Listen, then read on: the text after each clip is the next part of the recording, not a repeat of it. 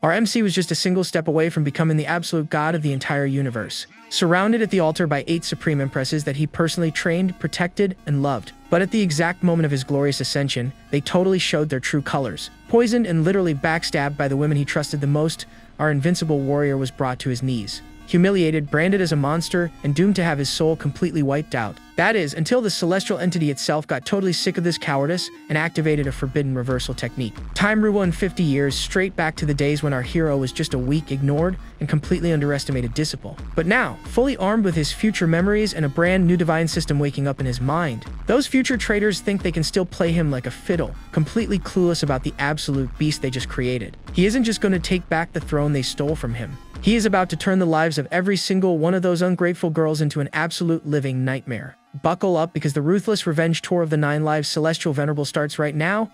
The story takes place in the highest of the 9 heavens in a grand celestial palace. An elder then announces that the 9-lived Celestial Venerable will achieve the path of a saint. He tells the crowd that witnessing this feat is the fortune of 3 lifetimes for them. With that, he welcomes the Venerable and announces that the tribulation is about to begin. Then our protagonist, Lu Yi, appears with a group of 8 stunning women. The beautiful young women walk with him to the center of the Ascension Arena. A guy in the audience comments that the Celestial Venerable seems quite pretentious. Another young man remarks that the hero is lucky with women, as all the empresses are top-notch. But an old man scolds them, telling them to take it seriously as this scene is one of a kind. In the past, Lu Yi fought against the monster race and vanquished demons all by himself. Because of his great deeds, he is considered a simply invincible existence. Suddenly, a large vortex of energy begins to form in the heavens. The protagonist stands still beneath the whirlwind, facing the challenge to come. With a confident smile, the young man declares that today he will ascend.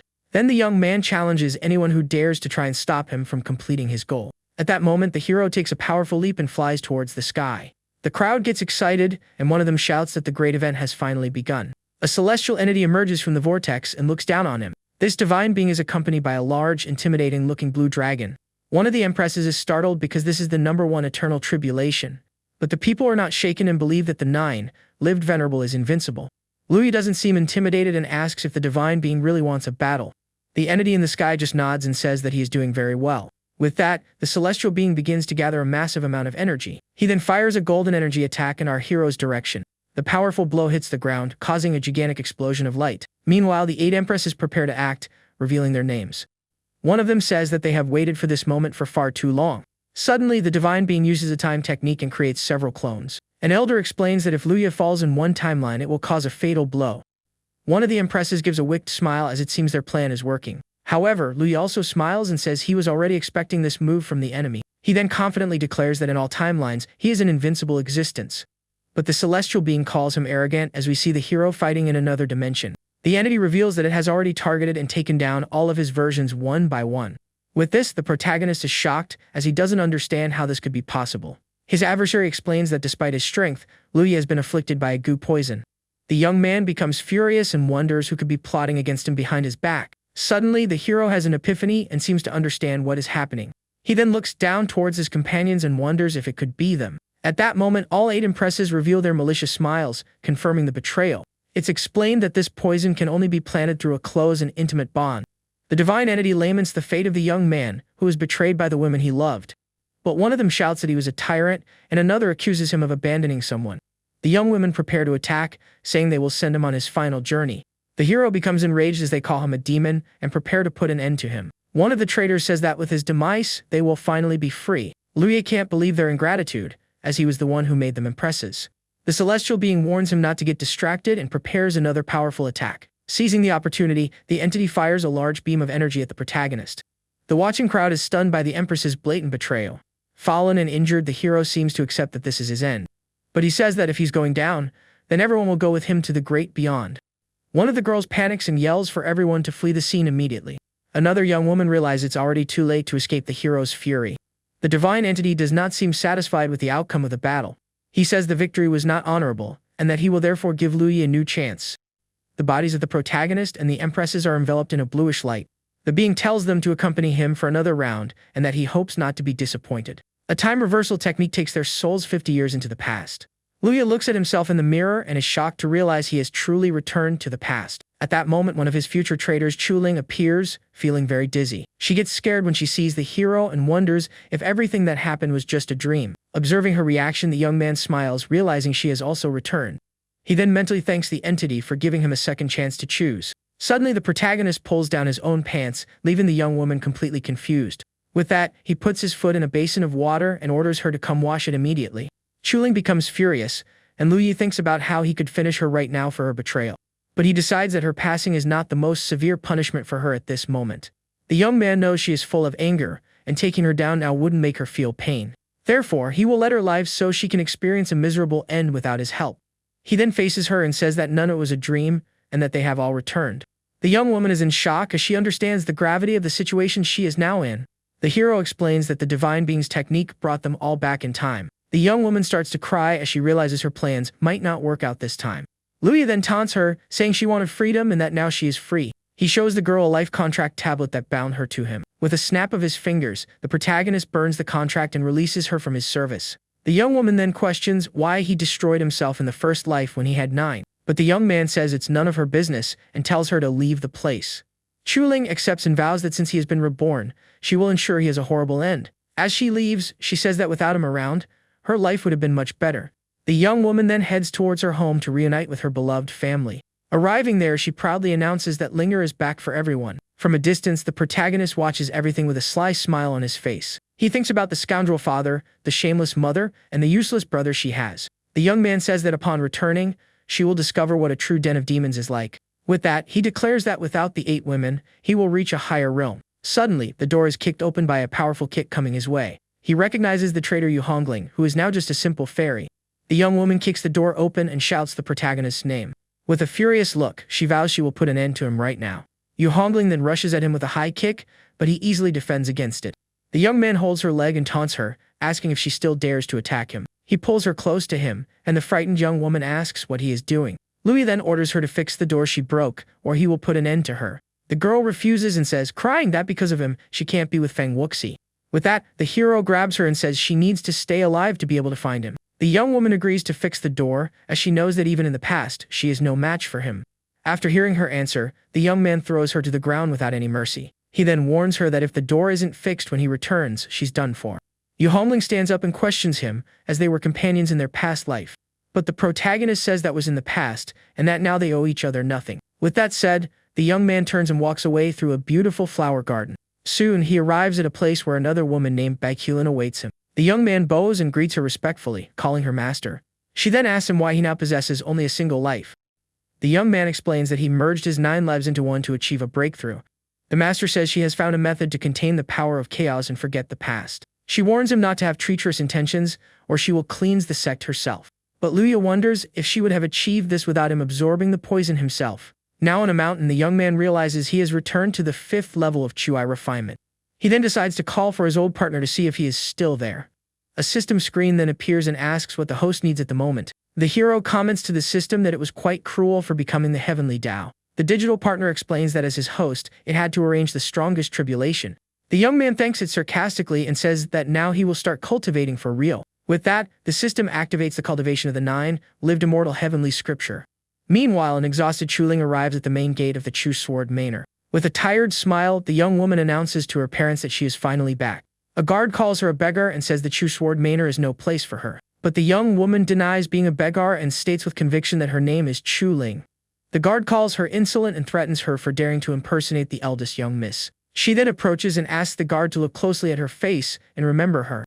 Suddenly, a man appears and shouts that she isn't even from the Chu family bloodline. He calls her a fool for coming back, but she argues that she was treated like a daughter. The first guard finally recognizes her and panics, shouting that it's all over. At that moment, her adopted parents appear and are very happy to see her after so long.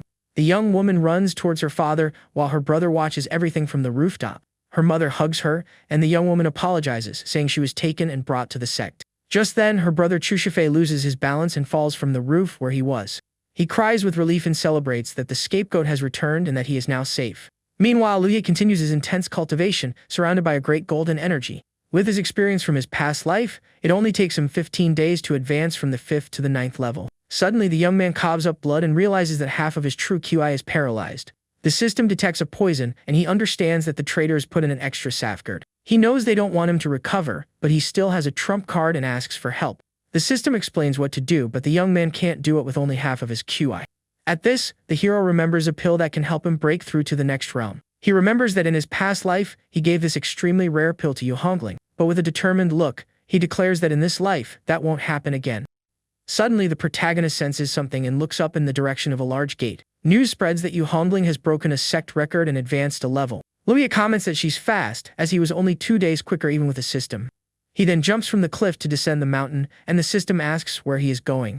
The young man says he is going to an ancient tomb to get back the pill that belongs to him. He knows the tome will only be discovered in a month, and we see that Yahello is also going. Inside the tome, the most precious items are a scripture fragment and the origin pill. The young woman is already there and says that in this life, she is one step ahead of her former master. Her determined look shows that she won't let him surpass her this time. Upon opening the book, Yahello is surprised by a taunting message left for her. Furious, the young woman throws the book on the ground and curses the protagonist's name with all her might. Suddenly, beams of golden energy emerge and trap the girl in an unexpected snare. Completely trapped, she screams desperately for the hero to release her from that technique. 3 days later, we see the protagonist calmly returning to the sect with the pill. At that moment, Yahello appears and breaks his room door once again. But as she tries to attack him, the young woman is repelled by a protective energy barrier. The force of the barrier throws her back, making her fall to the ground with great impact. He then taunts her, asking if her mother didn't teach her to knock on the door. The young woman glares at him with hatred and vows that even if she perishes, she will never surrender to him. Realizing the situation, she changes tactics and politely asks him to open the door. But the protagonist simply ignores her and tells the girl to get out of there immediately. Annoyed, she tries to force her way in and asks if he took the pill from the tome. Once again, the protective barrier of the young man's room repels her violently. The young woman tries to control herself and takes a deep breath to not lose her cool over the situation. She asks again, and the young man denies taking the pill and tells her to leave once more. The young woman accuses him of not having the courage to admit it and prepares to fight to the end. Just then, their master appears from the sky and tells Hongling to calm down immediately. The girl then kneels and starts to cry, saying the protagonist assaulted her. The master then questions the young man as to why he would have hit his junior sister. The hero replies that she entered without knocking and that the young woman simply has no manners. The master says that even so, he should respect her and asks what she wanted. The girl points at him and says she wanted to trade for the pill that he doesn't need. Her master agrees and asks him to give the pill to her, as he doesn't need it. But the protagonist politely refuses and says that he also needs that item. His former companion calls him a liar and doubts his current abilities. The young man just sighs and materializes the shiny pill in his hand to show them. The master smiles, thinking the young man will be a good boy and hand over the pill. However, he gives a sly smile and seems to have other plans for the valuable item. Without a second thought, the hero simply swallows the pill in front of everyone. The master is furious with Luya's attitude and glares at him with disapproval. Yahello leaves in a rage while the master vows to get her revenge on him. The master sighs and says she understood his anger, but there was no need for all that. Meanwhile, at the Chu Sword Manor, Chu Ling's adoptive mother gives her some porridge. The young woman thanks her and says her mother is the best person in the world and that she will never leave them again. The mother then asks if she thinks they are better than her biological parents. Chu Ling says they disappeared and can't compare to the love she received from her adoptive parents. With that, the mother changes the subject and asks the young woman to rest a bit. But as soon as the young woman turns around, her mother gives a wicked smile and celebrates that the family is saved. Suddenly, Chu Ling feels an uncontrollable sleepiness and asks her mother what is happening. The mother, with a sinister look, just tells her daughter to sleep since she is sleepy. The drowsiness hits her hard, and the young woman can no longer stay awake. She tries to use her scripture to understand what's happening, but it's already too late. The girl then realizes in shock that she has been poisoned by someone.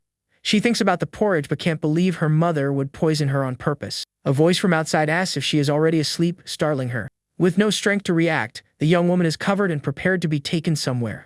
Her mother then tells the shadows at the door that she is already poisoned and they can begin. Her brother appears and praises their mother for her cleverness in deceiving the young woman. The mother orders them to take her to the old ancestor, while Chu Ling cries in despair. With that, a group of people carries the unconscious girl through the dark forest. Far away, a servant informs his master that the guard Chu Sai was eliminated without a trace. The adoptive father is relieved as a mere servant almost ruined his entire grand plan. He then scolds his son, saying that if she hadn't returned, the sacrifice would have been him. The son apologizes to his father and promises to start cultivating diligently. Chu Ling hears everything and realizes she was raised just to be a sacrifice for the sword. The brother even suggests that since she is going to meet her end, he could take advantage of the situation first. The father scolds him and reveals that she is the daughter of 2 departed slaves, not his sister. With tears in her eyes, she understands that her biological parents were done in by them. but the mother suggests to her husband that he let their son have a moment with the girl. The father denies the request and says that delaying the forging of the ancestral sword will bring suffering to all. The young woman thinks about how she treated her mother and finally understands why Lu Yi didn't want her at home. She then remembers a day when she begged the young master to visit her parents. At the time, the hero questioned her hurry, as they weren't even her real parents. The young woman argued that they treated her better than any biological parents ever would. With a smile, the young man promised to take her personally when the sword was ready. But she accused him of lying and of just deceiving her once again with promises. Another memory shows the girl returning home to find everything in flames. In her past life, she blamed the protagonist for the destruction of her home and family. Now she wonders if the sword he mentioned was her family's demonic sword. Meanwhile, Lu Yi watches everything through his system, which informs him of the girl's coma. He finds it ridiculous that someone so strong was drugged and that she just denies the truth. At this, the system asks if the master wishes to go save her from that dangerous situation. But the hero says he's happy with this and that besides, she doesn't need his help. The Chu family then arrives at the sword forging grounds to begin the ritual. They all bow before the family's ancestor, an old man named Chu Kangxing. The elder orders them to hand over the girl so he can begin the process. He then invites the father and son to observe the sword's completion ceremony. The ancestor stands before a large forge fire with a black sword floating in it. He says the demon sword took 30 years of his sweat and tears to make. The adoptive father congratulates him as with the sword, he will reach a new realm of power. With a wave of his hand, the old man announces that the final ritual will finally begin. Countless flaming swords are summoned from within the great whirlwind of fire. The demon sword in the center begins to glow with a sinister and very powerful energy. The ancestor then shouts with authority the order to sacrifice the young woman to the sword. The father holds her and says it wasn't a waste to raise her for this purpose. Without hesitation, he throws her directly into the intense fire of the great forge. Her brother just watches and comments to himself that all of this is such a waste. Suddenly, a smile emerges from the middle of the flames, surprising everyone present. Chuling emerges unharmed from the fire as the demon sword shatters into several pieces. A new sword with a red and black blade emerges from the flames of the forge. The adoptive father is completely shocked and wonders what is happening. Suddenly, an invisible force hits him and throws him back violently. The young woman now holds a new sword enveloped in a powerful purple energy aura. She then floats out of the fire, facing the ancestor with a cold gaze. Her brother yells to his father in a panic, warning him that she didn't perish in the ritual. The ancestor can't believe what he's seeing and wonders how this could be possible. Without hesitation, the girl advances towards the old man with her new sword in hand. The tip of the blade glows intensely as she prepares a powerful attack. The elder tries to defend himself from the swift and precise blow, but it's already too late. The attack hits him head-on and throws him back with overwhelming force. The old man screams desperately that this is not the correct way to use a demon sword. The girl rises into the air, enveloped by a purple aura and particles of darkness. She then declares with conviction that a true demon sword like hers should exist only to vanquish true demons like all of them there. The adoptive father falls to his knees and recognizes her, stammering her name in despair. She glares at him and asks why they did this after she treated them like family. But the young woman glares at him with fury and says he better not dare call her by her nickname anymore. With a single swift and powerful strike, she ends her adoptive father's life. Next, she turns to her brother, who is completely terrified by the scene. The young man kneels and begs for his life, saying he can be treated like a dog. But she says he is worse than a dog and eliminates him without a shred of mercy. Suddenly, the adoptive mother appears and is shocked to see the young woman standing there. She asks why Chuling is there and where the other family members are. The young woman just stares at her coldly and asks rhetorically who she is referring to. The mother then asks fearfully about the whereabouts of her father and brother. With a look of pure hatred, the girl declares that she has no family anymore. Then she advances and sends her mother to join the others in the next world without hesitation. Walking away, she says that everyone in the Chu family deserves the same fate. Finally, the young woman drives her sword into the ground with force and determination. From a distance, Lu Yi watches everything and comments that she didn't leave anyone alive at the scene. Satisfied with what he saw, he then asks the system to turn off the broadcast. The system obeys but warns him that a powerful cultivator is on his way to take her down. With a wicked smile, the hero says she deserves what's coming to her. Meanwhile, the girl cries on the ground injured and admits she was wrong about everything. Suddenly, footsteps are heard, and a mysterious man slowly approaches her. This is Legion Shangren, a guy with a very suspicious and dangerous appearance. With a malicious smile, he celebrates that the demon sword has truly been forged. He then attacks her, saying he will free her from the pain the demonic sword brings. The blow hits the young woman squarely, who is already badly injured from the previous battle. But the man finds it strange, as she seems not to have reacted to the attack at all. Calling her a fool, he prepares to deliver the final blow and finish her off. With that, he shouts that the sword is his now, and goes for the final attack. However, the girl manages to block the blow with her newly acquired sword. The man's sword breaks on impact and embeds itself in the ground beside him. He is surprised and thinks she must have another secret besides the demon sword. Taking advantage of the distraction, Chuling gets up and starts running away from there. He chases after her, shouting for her to stop as the young woman flees for her life. Back at the sect, Yahello knocks on the hero's door and tells him to come out. She then threatens to force her way, and if he doesn't open the door for her immediately. The young woman prepares to kick the door again, but gives up at the last second. She then questions why he only formed one celestial Dan even with treasures. The young woman accuses the protagonist of sabotaging her cultivation on purpose. The system warns him about the insults, but Luye just decides to seal his ears and cultivate. At that moment, their master appears and tells Hongling to stop the shouting. The girl explains that he always helped her, so she tried to do the same on her own. The master scolds her and says that Luye refined the treasures with great effort. Hongling is shocked to realize all the work he used to do for her in the past. The master then says that of everyone there, Luye was the one who cared about her the most. With that, she orders the girl to go immediately and apologize to her senior brother. But Hongling refuses and says he separated her from her beloved, and for that she will never forgive him. With that, the master sends her to the back mountain to reflect in seclusion. The young woman agrees to leave and departs for her punishment without looking back. Meanwhile, Chuling continues her desperate escape, climbing a steep mountain. Exhausted and injured, she finally manages to reach the gates of the Great Tao sect. A female disciple from the place appears and asks in a challenging tone who dares to approach. The young woman falls to the ground and manages to say her name, and that she is looking for Lu Yi. The disciple is surprised, and at that moment, the young woman's pursuer finally appears. The man says he chased the villainess there and apologizes for the intrusion. He then tries to take the girl away so as not to offend the sect's prestige, but the disciple stops him and says she will ask about the young woman before handing her over.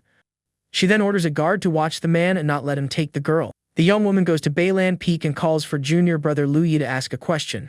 She repeats the name of the girl who fell at the entrance to see if he knows her.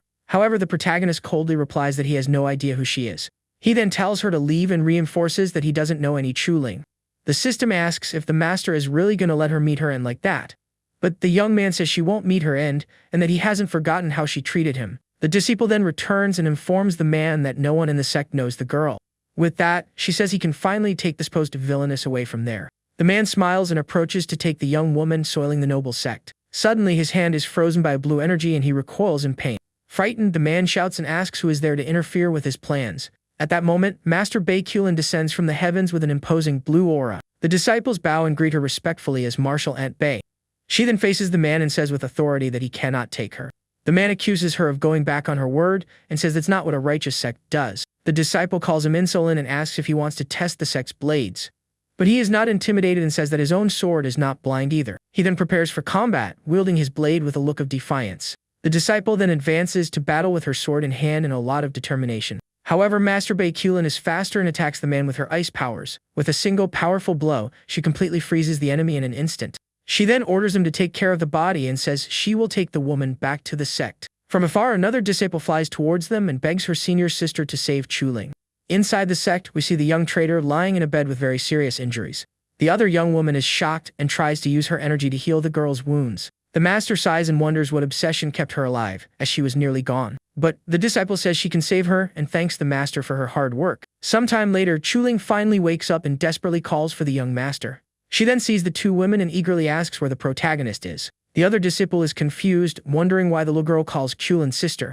The master explains that Lu Yi is still in seclusion and it's not time for him to come out. The young woman asks if he was the one who sent someone to save her and says she needs to find him. Baekulan asks her to calm down and says that first, she needs to rest and recover. But the young woman insists she needs to apologize because she misunderstood everything about him. The other disciple gets excited as it seems she heard some very interesting gossip. The master, however, seems not to have liked her disciple's curiosity at all. With that, the young woman asks her senior sister to leave as she wants to discuss something with Linger. The disciple then says goodbye with a smile and a wave as she leaves the room. Alone, the master tells Chuling not to call her sister anymore, but Senior Bay. She then begins to explain that to save her, Lu Ye had to do something inevitable. The girl is shocked to understand what the master meant by the inevitable thing. Baekulan is a bit embarrassed by the conversation and looks away. Outside, the other disciple is blocked by a blue energy barrier. She is confused and wonders why she suddenly can't hear anything anymore. The young woman then realizes angrily that they are deliberately protecting themselves from her. Meanwhile, Lu Ye finally finishes his long seclusion and stretches. The system informs him that Chu Ling has been waiting for him outside for a long time. But the young man refuses to see her, as he hasn't forgotten what she did in his past life. He thinks that women only delay his cultivation, and that in this life, nothing is more important. Outside, Chuling believes that if she perseveres, one day he will forgive her for everything. Meanwhile, on Crimson Cloud Peak, one of the 9 main peaks of the Tao sect, There we see the beautiful Yu Hongling practicing her sword skills on a mountain. She trains with great agility and grace, leaping among the rocks of the place. Suddenly, a mysterious young man watches her hidden behind a large rock. This is Lingyu Wushuang, who is captivated by the young woman's beauty and strength. But he is hit by a piece of rock that flies in his direction by accident. The girl notices his presence and asks with a serious look who is there. The young man comes out of his hiding place and introduces himself as a new disciple of the peak. She recognizes the name and remembers that he became the holy son in the hero's place. The new disciple praises her technique and asks if he can ask for some tips. With a smile, the young woman calls him a brat and says he can't beat her. He then challenges her to a fight so they can find out who is stronger. But she proposes that he challenge Lu Ye, and if he wins, he can fight her. The young man doesn't understand as he has no resentment towards this Lu Ye.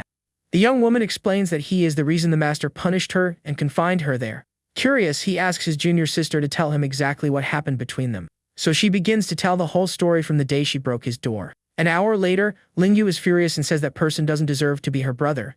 He then says he will avenge her anger and sets off to defeat the protagonist. But the young man is determined and says that if he doesn't teach him a lesson, he will be unworthy. At that moment, the protagonist senses someone approaching his room. The new disciple then shouts from outside, introducing himself as Lingyu Wushuang. The hero is confused, wondering why that boy would be there now. He then remembers that their first meeting was supposed to be at a future tournament. The young man asks if he is Lu Yi, and the protagonist confirms and asks what he wants. Lingyu then asks if the hero has heard of his story and his deeds. He says he knows the protagonist condensed a celestial pill in 2 months. The hero corrects him, saying it was 2 months and 11 days, as the first was for registration. With a fake smile, the protagonist praises his opponent's talent, but the young man gets annoyed and says he is there to challenge him and wipe that smile off his face. Lu Yi then accepts the challenge, saying he was bored anyway. He says he will give the young man some pointers, who then attacks without holding back. The challenger is shocked as the hero defends against his sword with just 2 fingers. With a red energy strike, the protagonist easily subdues the other young man. Lingyu realizes the situation is not good as his sword is stopped in mid-air. The hero gives a slight smile and prepares for his next move. With incredible speed, he appears behind his opponent and hits him with a kick. The young disciple is thrown far away with no chance to react to the surprise attack. He then falls face down on the ground, completely defeated by the protagonist's blow. Lu Yi looks at him with disdain and asks if that was enough for him. But the young man gets up and, with his sword in hand, shouts that he wants to fight again. With that, he uses his powerful special technique, the Crimson Cloud Sword Art. Lingyu creates a giant energy sword and doubts the hero can dodge it. However, the protagonist dodges the blow with impressive ease. The other disciple is completely shocked, as he didn't expect that. Lu Yi's eye glows with a red energy as he prepares his counter-attack. He then warns his opponent to pay attention, as he will only show this once. Lingyu is impressed by the hero's speed and can't keep up with him. With a trail of red energy, the protagonist advances to end the fight. The young man is hit squarely and his attack is completely neutralized by the blow. The hero then turns and asks if the young disciple still wants to continue. He admits he can't match his skill but that his comprehension is strong. Lu Yi is curious and asks what his senior brother means by that. Lingyu gets up and says he has already understood the second form of the sword art. He then unleashes an immense power, creating several walls of flame around him. The protagonist acknowledges that his opponent's perception is indeed very good. With that, the challenger launches a series of high-speed sword attacks. But he gets a look of astonishment as something completely unexpected happens. With a calm smile, the protagonist asks if they can end the fight now. Lingyu then admits his defeat and says the hero's future achievements will surpass his own. The young man then says he'll tell everyone they fought for 10 rounds and that he barely won. With that, the young disciple says goodbye and leaves while the hero watches him. Suddenly, Chuling appears, running and happy that Lu Yi has come out of seclusion. But the door to the protagonist's room slams shut in her face with great force. The young woman then kneels and asks why her senior brother closed the door again. Lingyu tells her to have some self-respect, as there are other men in the world who would accept her. He then laments that despite being handsome and dashing, the young woman completely ignores him. Meanwhile, Yu Hongling continues her intense training in a verdant field. At the end of the fight, she admits to Lingyu that she lost their combat. The young woman then remembers that she warned him he wouldn't be able to win that challenge. He replies that the young man is decent and not as bad as she described before. But she argues that he treats men well, but with women, it's a different story. Lingyu then comments that he saw a maiden kneeling at his door but was ignored. The young woman becomes curious and asks about the appearance and name of this mysterious maiden. He describes her and Hongling realizes with a shock that Chuling has actually returned to the sect. The young woman then tries to convince herself that she can't be jealous of the protagonist. Seeing her reaction, Lingyu wonders if she is also one of Lu Yi's women. He reminds her of her promise to fight, but she says he didn't win the challenge. With that, the young woman says it's time to make him give up once and for all. With red eyes, she warns that she won't be as merciful as the hero was. A large explosion occurs in the distance as the young man pleads for mercy. Half an hour later, we see the young disciple completely bruised and defeated. The girl tells him to leave and warns him not to disturb her cultivation again. He cries and wonders if everyone from White Orchid Peak are merciless monsters. Alone, the young woman wonders with intrigue why Chuling decided to return to the sect. So she decides she needs to see with her own eyes and doesn't care about the punishment. Back at the peak, we see that the other young woman is still kneeling at the hero's door. With tears in her eyes, she admits she was wrong and asks for her senior brother's forgiveness. Suddenly, the door opens and she falls into the protagonist's room. She calls for him, but the room is empty and he is nowhere to be found. At that moment, Yu Hongling arrives and informs her that Lu Yi has already left. The young woman asks why she is still kneeling if he's not even there anymore. With tears in her eyes, she says she will continue to stay there until the young master returns. Hongling tries to lift her up and says that female cultivators also have their dignity. But the young woman refuses and confesses that she poisoned the master in their past life. From afar, the master observes and says that it's all in the past and she doesn't need to blame herself. The girl explains that the poison has no cure and stays in the body forever. Hongling is shocked to learn that the poison is still trapped in Lu Yi's body. The master then deduces that the pill he took was to combat the poison. Chuling cries as she realizes he didn't take the pill on purpose, but out of necessity. Hongling turns and apologizes to her senior brother, who is no longer there. The master wonders if everyone misunderstood the young man and where he could be. Meanwhile, on the back mountain of the sect, the protagonist is in a gazebo. The system warns him that everyone is waiting for him, but the hero ignores it. He then says that this is a peaceful place and that he will cultivate there. The young man declares that women are just obstacles on his path to the Tao. The system asks how long the master plans to stay there in seclusion. He says he will stay until he reaches the 13th level before the September tournament. 3 months later, an order is given for all disciples to gather. The protagonist then departs on his flying sword to the meeting place. On the way, he orders everyone to stop and wait for his orders. In the air, he sees his 3 former companions and traitors flying in the same direction. Chuling's eyes bruised, and she wonders what is happening. She spots him in the sky and calls him by the title of young master with a hopeful look. The other 2 also approach and apologize to the hero at the same time. The master tries to get his attention but seems to be out of breath to speak. 2 disciples observe the scene and wonder how to live with so much competition. But Lu Yi doesn't seem to care and simply shouts for them all to disappear. The disciples watching the scene are shocked and call him a true legend. Yu Hongling agrees to leave and departs with the other 2 without complaining. The master sighs tiredly while the protagonist observes the scene with indifference. Chuling still tries to speak with the young master but is ignored once again. The other disciples bow before the hero and call him a model to be followed. Suddenly, an elder tells everyone to get to their positions and announces the arrival of the vice master. The sect's vice master appears with an imposing air and begins to give a speech. The protagonist complains about the old man's bureaucratic tone, which reminds him of his past life. The elder explains that the competition will be single elimination and not to accept defeat. With that, he officially declares the 90th All-Sex Open Tournament open. The first to fight is Yu Hongling, who enters the arena with confident and graceful steps. She looks in Lu Yi's direction but realizes he isn't even looking at her. The young woman then defeats her opponent with a single, powerful spinning kick in the air. The vice master then announces her victory in the first round of the grand tournament. Next, the one to fight is Chuling, who says goodbye to the young master before she goes. With tears in her eyes, the young woman turns and prepares for her first battle. The protagonist watches her and thinks that such devotion is a waste of beauty. The girl then enters the arena and faces her opponent with a determined look. The other disciple scolds her for humiliating herself in front of a man like that. But Chuling thanks her for the concern and says her master is more important than the Tao. The opponent gets angry with the response and attacks to teach her a lesson. She shouts for the young woman to wake up as she delivers a series of rapid blows. From a distance, a disciple wonders how Lu Yi managed to bewitch the girl like that. The opponent tells her junior sister not to blame her for being a little rougher. Chuling dodges all the attacks with impressive calm and precision. She then counterattacks with a purple energy strike that catches her opponent by surprise. The disciple ironically thanks her for the concern and is defeated by the attack. With that, Chuling wins the battle and tells her opponent that she let her win. She then turns to the hero with a smile and says she won the first round. The protagonist just stares at her, surrounded by disciples furious with his attitude. One of them then calls him a scoundrel and complains that he doesn't know how to appreciate a lady. Suddenly, the next match is announced, and to everyone's surprise, it will be Lu Yi against Gucheng. The protagonist thinks he doesn't remember that name very well from his past lives. His opponent then attacks and vows to teach him a good lesson on behalf of everyone. But the hero looks at him with indifference and defends against the blow without any difficulty. With a powerful red energy counterattack, he throws his opponent into the air. The young man falls to the ground completely defeated, and Lu Yi says he let him win. The vice master comments that this batch of disciples has produced some good seeds. The master agrees and says that those from White Orchid Peak are the most over the top. She thinks they are excellent, but their emotions are a bit too rich. The old man fears that if the 2 girls meet him, they might not have the heart to compete. He then feels a strong presence and realizes his junior sister Bai is there. The elder grumbles that even his sister is detestable and seems annoyed. With a serious look, he fears that if this continues, his sect will become something else. In the second round, all three from the peak easily advance to the next stage. In the third round, the two girls also advance without difficulty in their fights. Then Lu Yi's next fight is announced against an opponent from Dao asking Pete. The man uses a spiritual turtle shield that has very strong defensive power. The protagonist then leaps into the air and prepares a powerful attack to break the defense. With a single punch, he shatters the purple energy shield into several pieces. The opponent becomes desperate as the hero's fist rapidly approaches. After the victory, he stands in the arena while his adversary lies on the ground. Finally, his next opponent is revealed, and to his surprise, it is Yu Hongling.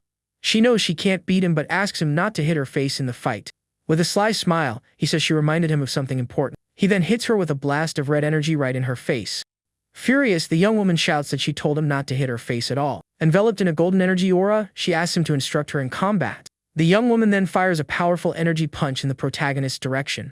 The hero prepares to receive the blow with a serious and very determined look. The golden energy punch advances with full force towards the protagonist. However, the young man manages to stop the blow with one hand and throws her away. The young woman falls to the ground and sits defeated while the hero looks down on her. One of the spectators wonders if the protagonist happens to dislike women. The young woman turns and vows that she is not done with him yet and that the fight is not over. Two disciples comment that he should protect himself and that he's a boy all alone out there. In the fifth round, Ling Yu says he is still no match for him but is determined. The hero praises him for his courage and for always wanting to improve in cultivation. The young man then asks why he is so merciless with his junior sister. Lu Yu says he doesn't need to know and invites him to start the combat at once. The young disciple then uses his mountain sword technique enveloped in flames, but the protagonist responds by releasing his own powerful sword intent. A red energy blade advances and cuts through the opponent's flame attack. Ling Yu is shocked to see his attack completely neutralized by the hero. The young man then asks with a smile if they are still going to continue fighting. His sword falls to the ground and he stands up, defeated once again by the protagonist. With that, he turns and announces to everyone that he surrenders and gives up the combat. The hero accepts the surrender with a smile and a respectful hand gesture. The watching elders are impressed by the young man's talent. One of them says that Bai is not a specialist in the sword Dao, and that he should teach him. Another says that he can't even beat him and that he himself should be the master. A third elder says he will speak with his master to teach Lu Ye personally. But Bai Qulin interrupts them and says the young man is a disciple of her peak. The elders then begin to offer resources and treasures to have the young man. But the master refuses to negotiate him and says there is no chance of that happening. The protagonist observes the scene and thinks that something like this shouldn't be happening. He wonders the master isn't afraid that he will betray them all again. Suddenly, a powerful voice says it will take Lu Ye, and the master is startled. The war sword venerable appears from the heavens with an imposing and strong presence. All the elders bow and greet him respectfully as martial uncle. All the other disciples bow before the supreme elder with great reverence. The protagonist smiles and thinks that even a supreme elder came to poach someone. Suddenly, another elder appears and says the young man is more suited to his sword Dao. And then another one appears from the heavens and says Lu Yi is a better fit for him. Master Bei calls them martial uncles and scolds them for trying to steal her disciple. One of the elders argues that she is a spell cultivator and cannot teach him. But she insists that is no reason for them to simply steal him from her. The war sword venerable then decides to ask the young man directly what he thinks. He flies to the protagonist and asks if he is willing to join another sect. The master and Hongling stare at him, anxious for the answer he will give everyone.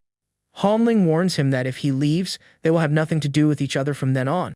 With a sly smile on his face, the young man seems to have already made his final decision. To everyone's astonishment, he says with conviction that of course, he's in. The elder celebrates and says he will introduce himself to the sect master and let him decide.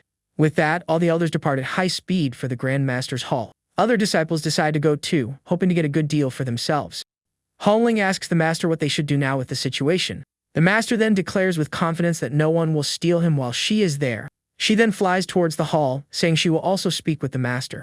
The woman shouts to everyone that the match isn't over yet and to continue the event. The next fight is between Chu Ling and Xiao Horong, a confrontation between two beauties.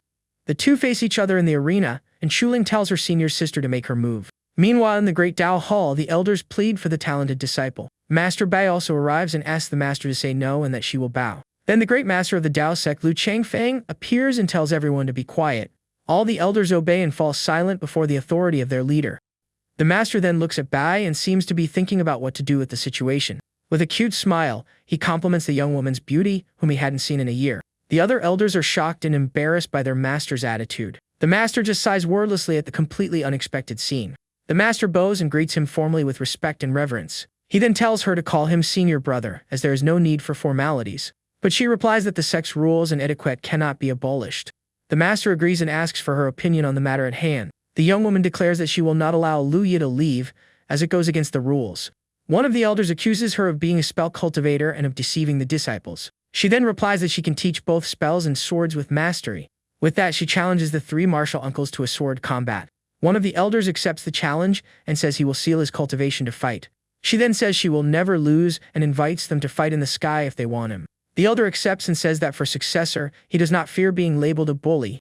The master worries and asks his martial uncle not to hurt his junior sister. Outside, the master summons a large bluish ice energy sword. Chuling observes the scene from afar and is shocked by her master's power. Another disciple comments that the master's sun god's sword has made its move. The elder wonders how this is possible, as he has never seen that technique before. The master warns him to be careful, as she will not hold back in the combat. The old man then summons his own purple energy sword for the confrontation. With a war cry, he launches his solitary sword towards his niece. The two energy swords clash in the sky in a great explosion of light. But the master's sword proves stronger and shatters the elders into pieces. With that, she confidently announces that the martial uncle has lost the battle between them. She then turns to the next one and invites him to enlighten her with his wisdom. But the war sword venerable says she has proven herself capable of teaching him. The other elder agrees and says he feels the same way about her skills. The master then thanks the two martial uncles for acknowledging her power. The master approaches and asks if the sword art she used is not from the sect. She confirms that she obtained it by chance and that it does not belong to the Great Tao sect. With a smile, the master invites her to study together in the scripture pavilion. But the young woman refuses and says that to his surprise, she doesn't like sword arts. The winner of the tournament is Chu Ling, and the final match will be between her and Lu Ye. The young woman calls for her master with a smile on her face in great expectation. But she senses the murderous intent coming from the hero and is completely confused. She then asks if the young master really wants to end her life.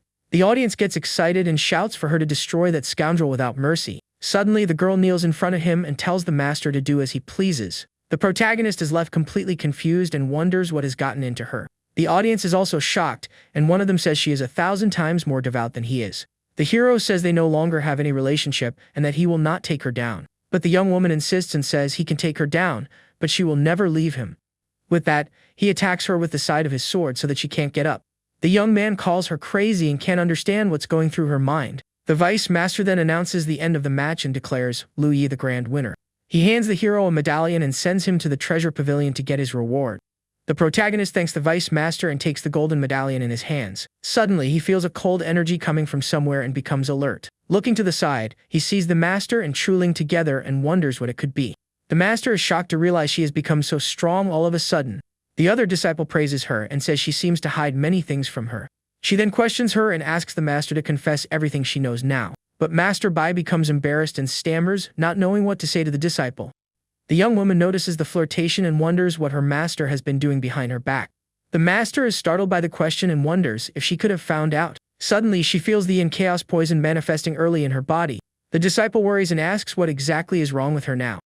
But the master just says it's nothing and tries to hide her pain and discomfort. With that, she says she has something to do and flies away at high speed. The protagonist observes and thinks that the poison has manifested and that she will use her strength. He then climbs the stairs of the great treasure pavilion to get his prize. A guard recognizes him as the champion and invites him to enter the place. An elder informs him that he can choose 3 treasures below the 7th floor. The protagonist then chooses a wood spirit pearl and a ridge key. The old man says the first 2 items are good but questions the choice of the cauldron. With a mysterious smile, the hero says he has his own uses for the item. Outside, he begins to advertise the cauldron to the other disciples. The young man approaches a senior brother and offers the item for a black fruit. But the man gets angry and sends him away without even considering the proposal. The protagonist worries, wondering if he won't be able to sell the cauldron. Suddenly, he has a brilliant idea to get rid of the unwanted item. He then starts to announce the benefits of the cauldron for strengthening the body. With a sly look, he adds that the item also improves a man's vigor. A group of disciples becomes interested and asks how they can trade for the item. The hero then announces that he will trade it for just 1 Blackeen soul fruit. One of the men accepts the deal on the spot and makes the trade with the protagonist. Meanwhile, at the sect entrance, Chuling waits with a box of pastries in her hand. She spots the young master returning and calls him with a hopeful smile. The young woman offers his favorite pastries, but he walks right past without even looking at her. She calls him again but is completely ignored by the young man once more. The hero then steps on his own sword and prepares to fly away from there. He thinks that with the 3 treasures in hand, he can leave the mountain to resolve something. The girl calls out to him in surprise, and he turns around with a look of astonishment on his face. She then jumps and begs for the young master to wait for her and not leave her. The protagonist just calls her crazy and doesn't understand what's going on with her. With that, she fires a large pink energy star towards the sky. In the master's courtyard, a large blue energy begins to emanate from inside the room. The disciples wonder how many things the master is hiding and why there is so much cold energy. One of them asks Hanling if the master's Tame poison has manifested. The other disciple is confused and asks what this poison is that she doesn't know about. The young woman explains that it's something from the master's physical constitution and causes intense pain. She says it should only happen in a higher realm, and the master hasn't reached it yet. The master questions herself because even with the sacred scripture, the chaos poison doesn't dissipate as before.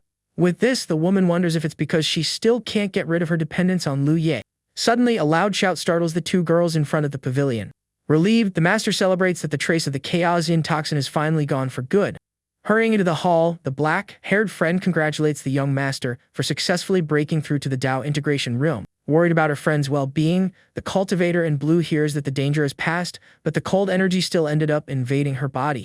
After checking the master's weak pulse, the dark-haired friend grows suspicious and mentions that an expert of this level shouldn't be so weakened. Suddenly, young Hongling appears at the door by surprise, while the master tries to play it off by saying it is all just nonsense. Master Baikilian asks directly about Lu Ye's whereabouts. Answering a bit awkwardly, Hongling reveals that the senior brother disappeared right after winning the tournament and must have gone out to train. Convinced that the young man went to the fallen deity's mountain range, the girl asks if the master wants to go there and take a look. Completely confused by this conversation, the black-haired friend wonders to herself how they know everything, and why she is the only one who does not understand anything. Flying together at high speed, the master and Hongling decide to go after our hero without wasting any time. Furious at their attitude, the dark-haired friend flies right behind them, shouting that she treated the master as her best friend and that this was a betrayal. Right behind them, halfway there, she catches up to the two in the sky and demands to know once and for all what they are hiding from her. Replying very calmly, the master says she was just wondering if her friend would come along, leaving the black-haired girl even more annoyed. Suspiciously staring at Hongling, the cultivator accuses the young girl of being too distracted and of hiding some dark secret as well. Nervous while trying to hide it with a smile, Hongling denies everything and says she was just curious to know how much time was left until they arrived. Facing the cloudy horizon, the brown-haired girl feels guilty in her thoughts and hopes that nothing bad happens to our hero. Full of determination in her eyes, she knows the young man needs to make it through no matter what so she can redeem herself. Taking cautious steps toward the cave, the three women advance with absolute care into the darkened entrance. Near the cave entrance, the group spots the beautiful Linger keeping watch, and the girl immediately asks where the senior brother is. Quickly standing up to greet the newcomers, the guard gets all flustered with the titles of respect when speaking to the master and the martial aunt. Suspicious of all this treatment, the black-haired cultivator feels there is a terrible scandal behind all of this. After explaining that the young man entered the cave and that she is just keeping watch, Linger asks why Hongling looks so worried. Very quietly, with a somber whisper near Linger's ear, Hongling confesses to the girl that she did the exact same awful thing as her in the past. Startled by the shocking revelation, Linger asks in disbelief if she also gave the young man a toxin and which one she used. Without beating around the bush when revealing the secret, Hongling says she used the terrible primordial morning mist on the young man. In complete despair over the news, Linger says they need to rush immediately to check on the young man's condition. Confused because she does not understand the toxin names, the black-haired friend flies right behind them, annoyed that she doesn't know any of these strange details. With her feet planted firmly on a rock, the blue-clad cultivator lands stylishly at the deeper entrance. Facing a defeated giant beetle, the dark-haired girl gets scared, but Linger calms everyone down by saying our hero eliminated all of them. Impressed by the young man's strength, the black-haired friend finds it bizarre that our hero defeated beasts from the nascent soul realm while only being in the origin core realm. Full of confidence in his leadership, Linger points out that all the local barriers were taken down by the young man and they can pass without fear. Inside the massive smoke-filled hall, the group comes across a mysterious altar surrounded by thick mist. Desperate with tears in her eyes, Linger calls out for the young master with her heart in her hands. Relieved upon noticing the environment, Hongling thanks the heavens for realizing the primordial morning mist hasn't burst. With an extremely tight fist, our hero groans in discomfort as he tries to control the chaotic energy inside his body. Sweating cold in the middle of the purple mist, the young man fights bravely endure the overwhelming struggle of his evolution. With a panicked shout upon seeing the smoke, Hongling warns the primordial morning mist managed to follow the group inside. Rushing toward the weakened young man, Linger falls into despair upon seeing the young master collapse to the ground in so much agony. With red eyes shining with fury, our hero glares at the women and authoritatively orders them all to get out of there at once. Desperate while begging him to accept help, Hongling says he won't be able to handle the mist alone and asks the master to use her ice power to freeze him temporarily. With a fierce expression and veins bulging on his face, the young man shouts once more, demanding they get out of his sight. With tears in her eyes as she steps back, Linger accepts the young man's order and decides to just guard the entrance so no one else can pass. Determined to leave because of the rejection, Hongling says she didn't want to stay anyway, while Master Bei follows her, saying he doesn't need help. With a deafening crash right after, a massive explosion of fire and energy destroys the inner passage of the cave. In absolute shock looking back, the master shouts Lu Yi's name upon seeing that the path to the underground tome has been completely blocked. Devastated by the terrible tragedy, Hongling laments, saying she eliminated the young man again, not understanding how he met his end when he had 9 chances. With a soothing blue magic applied to her disciple's forehead, Master Bai asks her to rest a bit and stop blaming herself. Holding the unconscious girl in her arms, the master grows thoughtful and silently wonders how much struggle our hero is enduring all by himself. Cautiously asking about the next step, the black-haired friend questions if they should go in to investigate the rubble.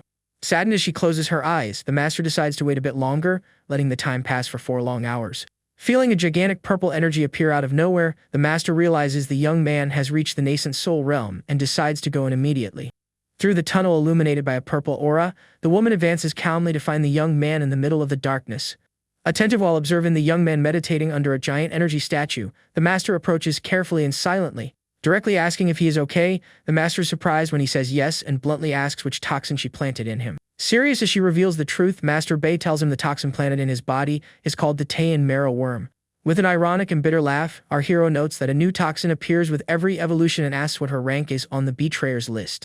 Feeling guilty as she lowers her head, the master confesses that she isn't absolutely sure about that either. Surrounded by a dark and powerful aura, the young man says he doesn't want to hear anything else and announces he is heading home. Without looking back as he walks away, the young man mentions the master must have already broken through to the Dao integration realm, leaving her thoughtful on the spot. Our hero throws it in her face that the Chaosian toxin must have already started condensing in her body and gives a sarcastic laugh. While the young master adds that she knows very well the kind of terrible agony that this toxin causes. With loud laughter as he walks away down the cave corridor, the young man leaves Master Bai Killian behind, completely unresponsive and with her head down. Overcome with despair outside, young Hongling shouts for the senior brother in hopes of getting some response. In tears on the ground, the girl desperately asks about the young man's condition after the terrible ordeal. Very calmly trying to comfort her disciple, the master tells Hongling not to worry so much because the young man is already perfectly fine. Startled by the quick statement, the girl questions if 7 days have already passed since the primordial morning mist takes that long to fade away. The master reveals that only 1 day has passed, but the young man's calm reaction proves he has overcome the danger. In an attempt to change the subject once and for all, the master tells her to forget Lu Ye and focus on the ancient battlefield that will open in 6 months, where she will see Feng Wuxi. Ignoring the master's advice about the other guy, Hongling jumps up and announces she needs to go watch over the senior brother no matter what. Master Bei concludes in her thoughts that in this lifetime, the young girl has fallen madly in love with our hero. Step by step with determined strides, Hongling approaches the watch post where the beautiful Linger was already waiting for her. Moved by the young master's situation, the girl says she will help keep watch and silently prays for the young man to be okay. Side by side leaning against the wall, the 2 cultivators end up falling asleep from sheer exhaustion after waiting so long. Inside the room amidst an intense golden glow, our hero finally celebrates having managed to overcome the terrible toxin ordeal. With his glowing holy infant in the palm of his hand, the young man is surprised by the absurd effects of the mist he managed to refine. The young man realizes it is not an ordinary holy infant but rather a holy giant. Filled with fury in his glowing red eyes, our hero swears that in this lifetime he will leave all the betrayers eating his dust and in complete despair. Suddenly in the courtyard of the great Dao sect, a giant bell starts ringing as an order summons all the disciples of the 9th generation. Sitting quietly drinking his tea, the young man hears the noise and wonders what is happening that is so urgent in the sect. Through a glowing holographic screen, the system notifies the host that the ancient battlefield of the Heavenly Prides has just opened. Determined to achieve much more than in his past life, the young man remembers that before he participated at level 6 of the core, and now he is already at level 5 of the nascent soul realm. Dashing quickly atop his red energy, the young man charges straight toward the Great Dao Pavilion. In front of the imposing multi-story pavilion, a massive crowd of disciples is already gathered to hear the instructions. With a serious expression on the balcony, the Vice Master announces that abnormal fluctuations have appeared in the ancient battlefield and that the site will open in the coming days. With full authority while detailing the rules, the Elder says the place only opens once every 1,000 years and anyone under 100 years old can enter.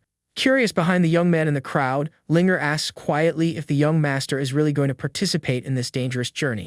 Attentive to the Elder's warnings, our hero hears that the place is full of perilous traps and dark spirits, in addition to youths from other dangerous races. Upon hearing about the dangers of betrayal from other sects, the young man stands firm while Hongling watches him from afar. Deep in thought while staring at our hero's back in the middle of the crowd, Hongling wonders if she will ever fight side by side with Feng Wuxi again. Majestically in the middle of the skies, the sect's gigantic flying ship appears to transport the young cultivators. Leaping onto the flying vessel with great agility, our hero is closely followed by Linger, who shouts, begging him to wait for her. Far away in a gloomy floating fortress, dark purple energy spreads as the demons celebrate the opening of the battlefield. Sitting on his spooky skull throne, the demon emperor orders his warriors to eliminate every prodigy of the righteous path without mercy. With his sharp claws dug into a rock, the monster emperor demands the life essence of the strongest humans in exchange for supreme power. In a fierce and wild uproar, the humanoid beasts swear to faithfully obey all the orders of their monster emperor. With its wings spread wide across the dark skies, a mystical bird vows in its thoughts that in this life it will defeat the spirit emperor and bring peace. Atop the flying ship under the blue sky, a talkative disciple approaches our hero and asks if he knows the 9 great factions. With a lot of excitement while explaining the geopolitics, the young man says the only supreme sect is the Eternal Sect and details the 3 great dynasties. Without paying the slightest attention to the chatter, Hongling just watches as the young man continues listing the 5 great sects of the region. Annoyed by the lack of reaction from our hero and the girl, the disciple complains and continues his lecture on the forces of the heavenly pavilion and the underworld. With a sudden tug on Hongling's hand, young Linger excitedly points forward, announcing that they are almost at their destination. In front of everyone down below, a massive circular stone arena surrounded by mist and mountains appears amidst the clouds. Quite envious upon noticing the arrival of another faction, 2 disciples praise the beauty of the women from the Yang Law sect. Walking down the ramp with immense grandeur, the holy son Yang Wufa and the holy maiden Lu Yuan catch the attention of everyone present. Whispering about the 2 newcomers, the guys say it is highly likely they are cultivation partners due to the sect's traditions. High up above riding their flying swords, the powerful cultivators of the Supreme Sword sect make their presence known at the event. Impressed by the sharp energy cutting through the air, the disciples scaredly comment that their own weapons are trembling from sheer shame. With his finger pointing toward the open sky, one of the warriors shouts excitedly, announcing that the Great Tao sect has finally arrived. Imposingly and majestically above the stone arena, the Tao sect's ship proves why they are number 1 in the region. With firm and decisive steps at the front of the group as they disembark, our hero leads the beautiful cultivators who follow right behind him with elegant strides. With ulterior motives near Xiaohorong, the holy son Yang Wufa introduces himself formally, trying to find out her name. The guy from the Yang sect decides to flirt with the other 2 girls in the group as well. Directing pure fury at the jerk, Hongling shouts, telling him to get out of there once and for all. Startled by the girl's aggressive reaction, the bold youth gives an awkward smile and decides to back off immediately to avoid trouble. Inwardly amused by the comical scene, our hero remembers with satisfaction that in his past life he had already taught this arrogant guy a harsh lesson. Attentive upon seeing the young man jump from the ship toward the rocky ground, Linger curiously asks where her young master is going in such a hurry.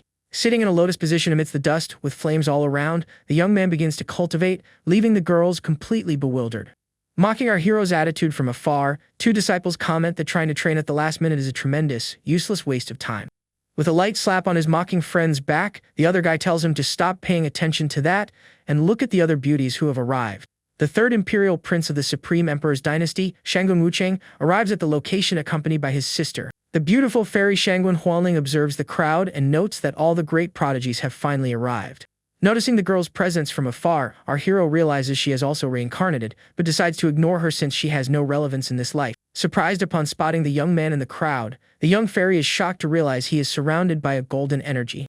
Curious about the attitude of the other 2 betrayers beside him, the girl wonders why they are acting like that when they should resent him. With ulterior motives upon noticing the beauty of our hero's companions, the prince offers a compliment, but is warned by his sister not to provoke the young man. Annoyed by his little sister's warning, the prince laughs mockingly and promises he will use the young man as an example on the battlefield. Not holding back in her direct response, the fairy says her brother will end up being eliminated if he tries to do that, while he just laughs at the warning.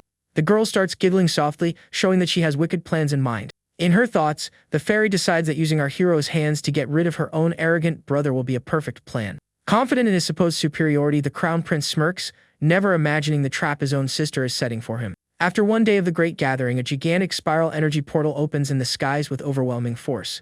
With shouts of pure excitement, the disciples of the sect celebrate the official opening of the ancient battlefield of the Heavenly Prides. Without wasting a single second, our hero dashes toward the heavenly vortex at high speed.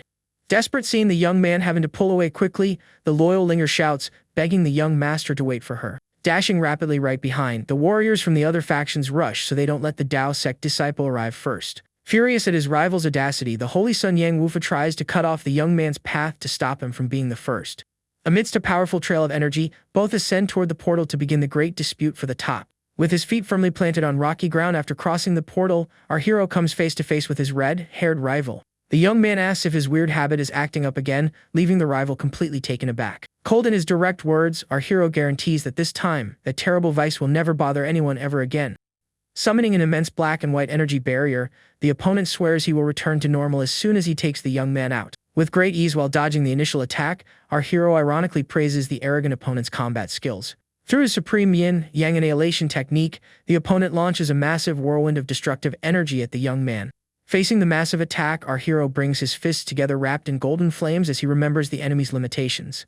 The young master mentally asserts that this strike represents the rival's absolute limit. Focused as he concentrates all the power of his celestial venerable fist, the young man prepares to unleash a devastating fire counterattack. With colossal force upon unleashing the blazing strike, our hero throws a gigantic fire punch at the enemy. Desperate upon seeing the barrier easily shattered by the young man's technique, the opponent screams, unable to believe the absurd strength of the punch. Hurled violently against the mountain's stone wall, the holy sun coughs heavily and collapses completely defeated by a single strike. Coldly staring at the fallen and humiliated opponent, our hero disdainfully comments that in this life, the rival couldn't withstand even one punch from him. Without any ceremony upon approaching the fallen fighter, the young man takes the defeated enemy's storage ring as a reward. Looking toward the mysterious horizon, the young master decides that the time has finally come to recover his old legendary sword. Shocked to find the defeated warrior's body pinned against the destroyed rock, disciples from other factions wonder what happened there. Terrified upon recognizing the victim, the group is left in disbelief that the powerful holy sun was taken down so quickly. High up in the skies with a loud crack, the warrior's life soul stone shatters, drawing everyone's attention. Desperate upon seeing the bright signal in the sky, the holy maiden Lu Yuan realizes in horror that her partner has just perished. Quickly setting off to investigate the scene, the beautiful warrior tries to figure out who would be capable of eliminating her partner so fast. Gossiping about what happened, other disciples say the holy sons and was useless and his sect suffered a historic humiliation. With a wicked smirk, the crown prince Shangguan Wucheng rejoices, thinking that things in the tournament are going to get quite entertaining. Charging swiftly straight into the glowing portal, the arrogant prince advances without noticing his sister's cold gaze right behind him. With a sinister smile on her red lips, the fairy whispers to herself that a devastating surprise awaits her arrogant brother. Standing before the legendary mountain range of stone swords, our hero comes across thousands of blades embedded in the mountainside. Looking thoughtfully at his own hands, the young man confesses in his thoughts that he has never wielded another weapon since losing his favorite one. With a fearsome vibration that makes the whole mountain shake, the stone swords start to buzz with a red energy. Flying at high speed straight toward him, hundreds of sharp blades shoot out like a deadly storm of metal. With extreme precision using his bare hands, our hero defends against every attack, breaking the swords that try to strike him. With taunts and a defiant smile, the young master shouts, calling all the remaining blades into combat. Amidst an endless rain of destructive red energy, the swords surround the young man from all possible sides. With just one finger raised in total serenity, the young master announces that this little game has gone on long enough. Unleashing a devastating shockwave with his hidden power, our hero blasts all the stones away and clears the air around him. Heading straight for the largest and brightest sword stuck at the top of the mountain, the young man celebrates his triumphant return. With absolute authority before the massive red blade engulfed in flames, the young man orders his old partner to come back to him.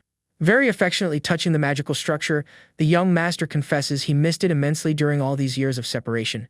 Gripping the hilt of the red flame-engulfed sword very firmly, the young man asks his weapon not to be afraid and never to get lost again. Surprised when the sword erupts in a fierce red energy of repulsion, our hero steps back, startled by its spiritual strength. Furious through their mental link, the sword spirits the young man for spouting nonsense and angrily denies having any sort of fear. Amused by his old weapon's aggressive reaction, the young man swears he will make it the most powerful sword in all of heaven and earth. Excited by the bold promise of greatness, the sword spirit asks who those other famous weapons the young man mentioned are. Our hero directly asks if it wants to be the strongest blade of all or not. The spirit of the legendary weapon accepts the young man's deal without hesitation. With a swift and extremely elegant motion, the young master draws his stone sword, making a beam of light slice through the air. Without asking for his partner's opinion, our hero decides to name the new weapon Stone Sword, nicknaming the spirit Little Pebble. Amused by the outrage of the spirit who hates the new name, the young master guarantees that this will be its permanent name. Turning a deaf ear to the sword spirit's constant complaints, the young man just continues on his way as a woman's footsteps approach him. Kneeling with great respect before her young master, the loyal Linger congratulates the young man on retrieving his old combat weapon.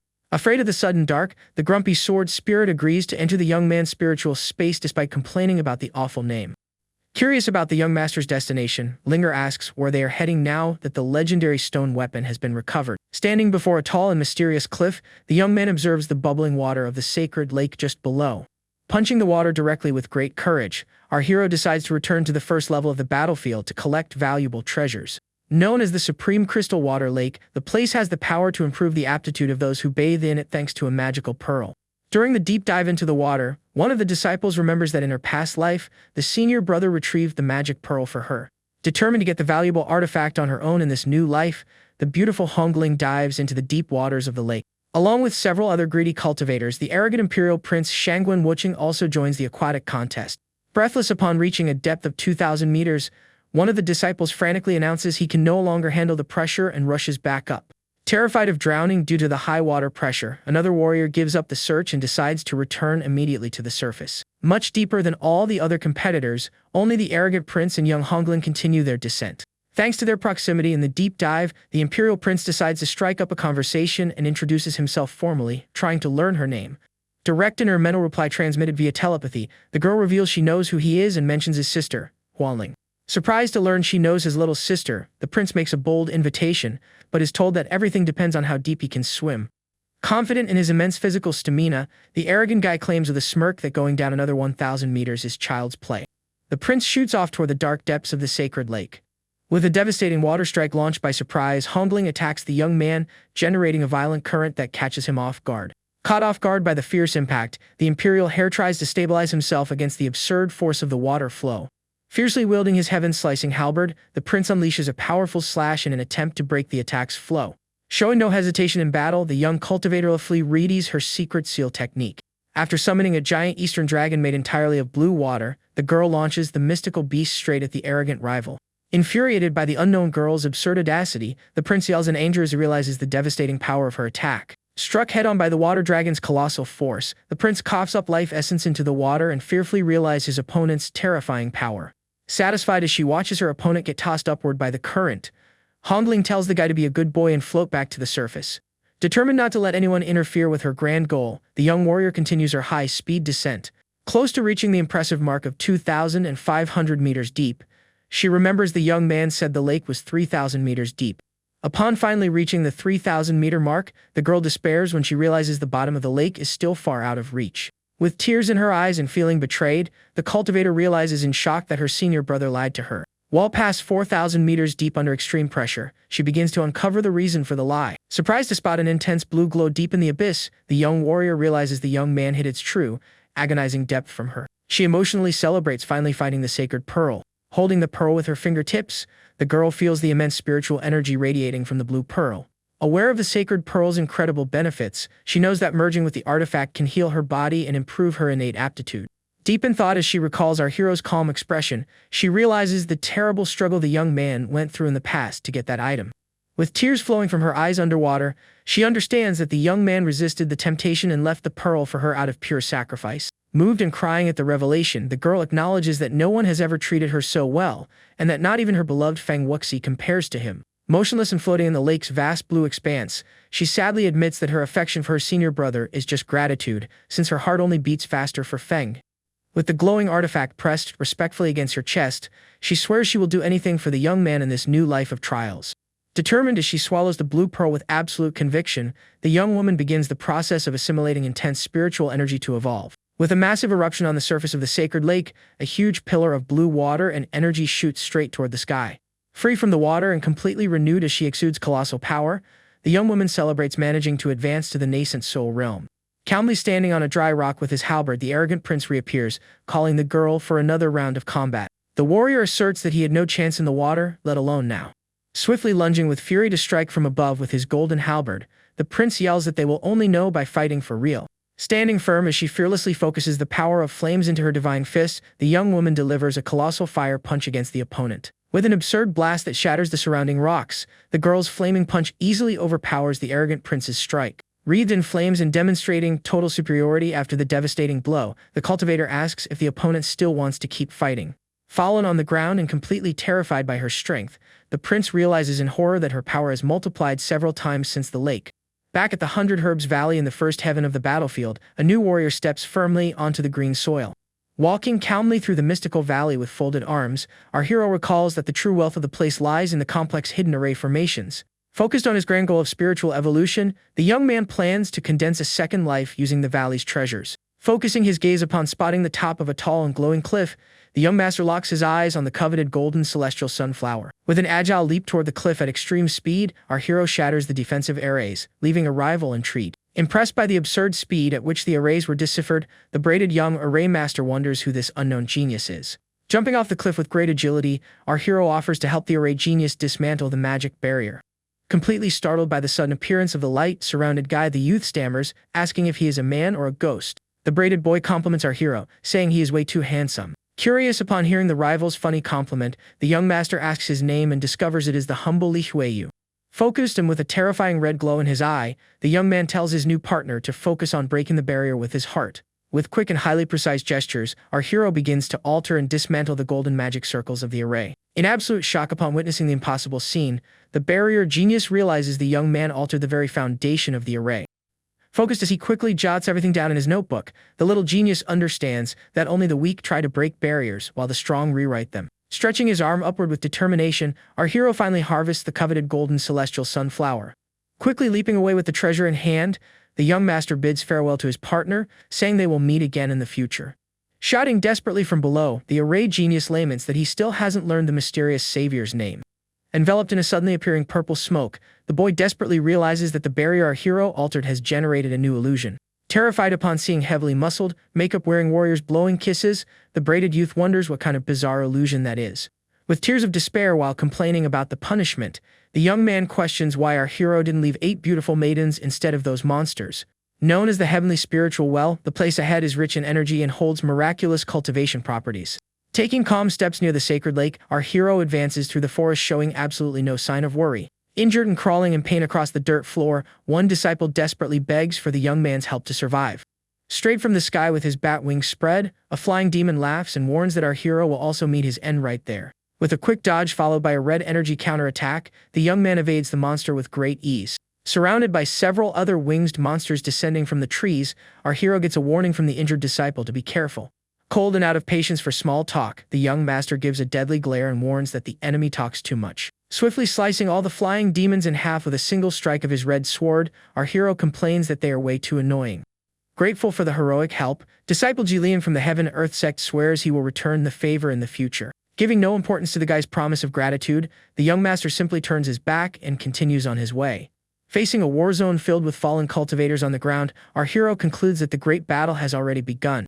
Running desperately in the opposite direction, several disciples announce that the monsters have taken over the spiritual well and the humans have formed an alliance. Curious upon hearing about the union of human warriors, the young man asks who is responsible for leading this initiative. Answering quickly as he keeps running away, the disciple reveals the leader is Yu Hongling and the safe zone is just up ahead. Determined to head in the opposite direction to investigate the spiritual lake, our hero realizes things have changed because of his martial sister. Yelling worriedly from afar as he sees the young man heading toward danger, the disciple warns he is running straight toward his own downfall. At the heavenly spiritual well overrun by beasts, several monsters continue eliminating any human cultivators who show up. Arriving calmly and with total ease at the edge of the glowing lake, our hero catches the attention of an arrogant leopard monster. Laughing loudly and disdainfully upon seeing the guy alone, the leopard beast mocks the audacity of that ignorant human who dares to face them. Taking slow, heavy steps as it steps out of the water, the strong monster readies its claws to strike the young man. Looking back quickly at his monstrous allies, the leopard asks laughingly what they think will happen next. With wild and terrifying laughter, one giant wolf claims our hero will cry and beg for mercy in agony. Amused by the young man's humiliation, the leopard adds that the human will beg for a quick and painless end. Suddenly, with a deadly black slash cutting right through the leopard's chest, the monster is caught by surprise, unable to comprehend the attack. Putting his red blade away with a swift motion, our hero notes that villains always meet their end from talking too much. Furious upon seeing their leader eliminated so easily, the other monsters rush to take revenge on the young man no matter what. Efficiently slicing through dozens of beasts in the blink of an eye with swift energy slashes, our hero advances like a true reaper across the field. Surprised by a sneak attack from above, the young man notices a purple energy projectile descending toward him. Agilely dodging it with ease and looking up, the young master sees a shower of toxic feathers being launched at him. Annoyed by the mess caused by the purple feathers, our hero complains that the creature is polluting the beautiful natural environment. With an overwhelming vertical slash of red energy, the young man instantly splits the toxic bird right down the middle. Coldly glaring at the survivors trembling in fear, the young master asks what he should do with the rest of them. In complete panic before the young man's monstrous strength, one demon bull and one demon horse are paralyzed by terror. Kneeling on the ground begging for their lives with their hands up, the two monsters ask to be used as beasts of burden. With a dark smirk and his red eye glowing, our hero says he will make just one more strike, leaving their fate in the hands of luck. After unleashing the devastating energy strike, the young man calmly steps into the sacred lake's water to relax and enjoy the peace. Inside a dark cave serving as a base for the beasts, one desperate messenger warns the celestial centipede king about the strong human. Terrified and shaking with panic while reporting the tragedy, the bat demon reveals that the young man eliminated almost all the monsters at the sacred well entirely on his own. Thoughtful while resting his face on his hand upon his stone throne, the celestial centipede king asks if the human is really that scary. Shouting desperately with his eyes wide in dread, the messenger swears the young man is a terrible monster who defeated dozens with one single strike. Suddenly grabbed by dark purple smoke tentacles, the messenger is violently lifted into the air by his own leader. Coldly eliminating his own frightened soldier without any mercy, the Centipede King says the humans seem strong, but they have another plan. The leader orders them to hunt down the powerful Feng Wuxi first. Kneeling before the throne after an intense search of the region, one wolf demon servant reports he finally discovered the target's whereabouts. Pleased with the excellent news regarding the location, the king orders all his soldiers to depart immediately to eliminate Feng Wuxi. The villain vows to wipe the Phoenix clan off the face of the earth once and for all. From the top of a tall and imposing mountain, young Hongling observes all the gathered warriors and mentally celebrates, putting the group together. The girl silently vows that in this life she will do everything our hero accomplished in his past life. Standing before the entire attentive crowd at the base of the rock, she announces that the human stronghold has been established, and now she needs to leave. Surprised by the Alliance leader's sudden announcement, the warriors confusedly ask where the fairy intends to go. Dashing off right after, the girl happily replies that she is going after her true love and bids everyone farewell. Coughing repeatedly with a lot of life essence dripping from his mouth, young Feng Wuxi suffers intensely while collapsed on the path. Terrified of meeting his end at the Centipede King's hands, the young man points out that both belong to the monster race and asks the reason for the chase. With extreme coldness while floating above his victim, the villainous leader claims the weak are natural prey for the strong, and he doesn't give explanations to weaklings. Furious at the opponent's cowardice, the injured man challenges the king to a fair one-on-one fight without his henchman's help. The Centipede King asks if he should also hide his legs to make it fair. The young man vows revenge against that filthy race just as he hears a cry for help. Sprinting swiftly toward the weakened guy, Hongling pretends to be in danger by letting out a fake cry for help. Blushing completely upon laying eyes on the unknown young woman, the mystical guy finds the girl extremely beautiful. Rushing right past the guy while pretending to be in trouble, the cultivator continues her acting plan to recreate the past. Deep in thought while taking a sideways glance at the gray-haired guy, she fondly remembers how he never left her heart. The girl says she is also running for her life, and the young man starts running alongside her. Noticing the two targets escaping through the forest, the demons team up with the monsters to hunt down and eliminate the fleeing pair. Curious during the high-speed sprint, the girl asks what the young man to have so many furious demons chasing him. Confident in her own true skills, she knows she could wipe out all the pursuers if she wasn't faking their first encounter. The young man claims those ugly monsters are just jealous of his beautiful face. Amused by his self-loving reply, the cultivator realizes his behavior is very similar to Lu Yi's. Shaking her head in embarrassment with her cheeks flushed red, she annoyed wonders why she is thinking about our hero right now of all times. Meanwhile, at the sacred spiritual well, our hero relaxes in the water, celebrating that he reached the 6th level of the nascent soul realm in 3 days.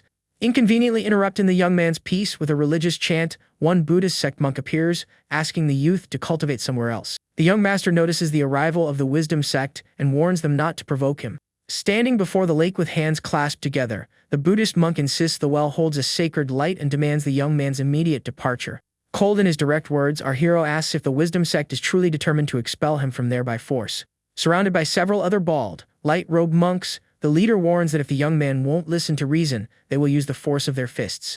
Annoyed to see the monk stealing his classic intimidation line, our hero bursts into yellow fury and decides not to forgive such audacity. The young master attacks the entire group of monks all at once. With total disdain looking at his opponents knocked in the water, our hero complains that they were just a bunch of useless nuisances. Back to the couple fleeing desperately through the forest, the gray-haired guy asks if she knows any safe place for them to hide.